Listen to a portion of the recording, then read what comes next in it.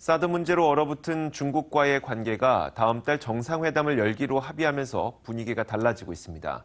예상치 못한 악재로 큰 타격을 입고 있는 우리나라 기업들도 기대감을 드러내며 상황을 예의주시하고 있습니다. 유지승 기자입니다. 문재인 대통령과 시진핑 중국 국가주석이 다음 달 10일부터 이틀간 베트남에서 열리는 에이펙 정상회의에서 정상회담을 열기로 했습니다. 오늘 오전 청와대가 발표한 합의문에는 한중 간 교류 협력 강화가 양측의 공동 이익에 부합된다는 데 공감하고 모든 분야의 교류 협력을 정상화해 나가기로 합의했다는 내용이 담겼습니다.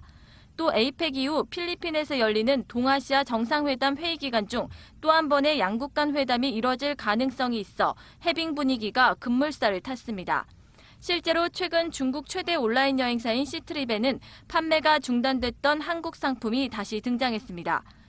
중국 항공사들도 한국행 노선 운항 재개를 검토하는 등 관계 회복 신호가 감지되고 있습니다.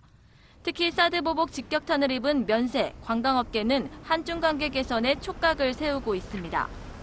에이펙 정상회담을 통해서 한중 관계가 조속하게 이제 정상화되는 거는 환영할 일이고 기대가 큰데요. 전체 여행객들이 이제 들어와서 저희 면세 업계가 좀 정상화될 때까지는 아무래도 시간이 좀 걸리거든요. 아직 좀 더 신중하게 이제 현지 반응을 좀 지켜보면서 대응해 나가자 이런. 사드 부지를 제공했다는 이유로 가장 큰 타격을 입은 롯데도 감당하기 힘든 손실과 피해를 입은 것은 사실이지만 이번 협의로 기업들의 활발한 활동이 재개되길 바란다며 기대감을 드러냈습니다.